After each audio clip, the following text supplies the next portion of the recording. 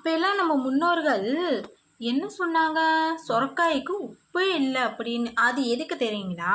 சொரக்காய்க்கே நம்ம உடம்புல சாப்பிடும்போது அந்த சுரக்கானது என்ன செய்யும் அப்படின்னா, கெட்ட கொழுப்புள்ள உப்புக்கள் கரைந்து அதாவது கெட்ட கொழுப்பு இருக்கு இல்லையா, அது நம்ம உடம்புல இருக்கிறது எல்லாத்தையும் சிறுநீரக வழியாக கழிச்சிருமாமா. அப்படி கழிக்கும் போது நம்ம உடம்பு ஃப்ரெஷ்ஷாக இருக்கும் இல்லையா?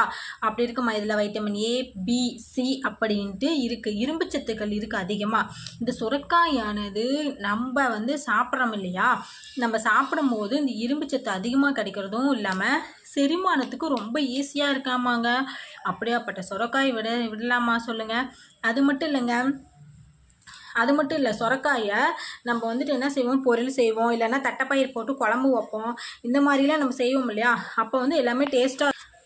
அப்படியேப்பட்ட சுரக்காயை நம்ம சாப்பிட மிஸ் பண்ணலாம். இந்த சுரக்காய் பார்த்தீங்கன்னா, அப்போல்லாம் பார்த்தீங்கன்னா அந்த சுரக்காய் என்ன செய்வாங்கன்னா, சுரக்காய் நல்லா பெருசாக வளர விட்டு அந்த சுரக்காய் என்ன செய்வாங்க அப்படின்னா, கிணத்துல போட்டு நீச்சல் அடிக்கிறதுக்கு யூஸ் பண்ணிப்பாங்க.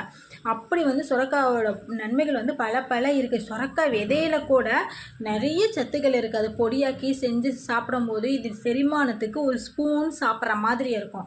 சரிங்களா? இப்படி சுரக்காய் நம்ம விட்டு வைக்கலாமா? விடக்கூடாது. குழந்தைங்களுக்கு டிஃபனில் பொரியல் செஞ்சு கொடுங்க, தட்டைப்பயிர் போட்டு குழம்பு வைங்க. அது மட்டும் இல்லை, சுரக்காயில் நிறைய விஷயம். சுரக்காய் நைட்டு ஃபுல்லாக நல்லா தண்ணியில் ஊற வச்சு அந்த சுரக்காயை நம்ம வயிற்றில் வச்சுட்டு நம்ம ஒரு ஈரத்துணியால் கட்டியோ இல்லை அப்படியே வச்சு நம்ம நல்லா கட்டி தூங்கும்போது அந்த சுரக்காயில் இருக்கக்கூடிய ஈரத்தன்மைகள் குளிர்ந்த நீரானது நம்ம உடம்புல இருக்கிற சூட்டுகள் அத்தனையுமே இழுக்கக்கூடிய தன்மை இருக்குது. இந்த விஷயம் புதுசாக தான் இருக்கும், ஆனால் சூப்பராக இருக்கும். செஞ்சு பாருங்கள். சரிங்களா? Bye guys. சேனலை சப்ஸ்கிரைப் பண்ணி வச்சுக்கோங்க. அப்போ தான் நான் மறக்காமல் திருப்பி நான் சொல்லக்கூடிய விஷயம் எல்லாமே உங்களுக்கு வந்துகிட்டே இருக்கும்.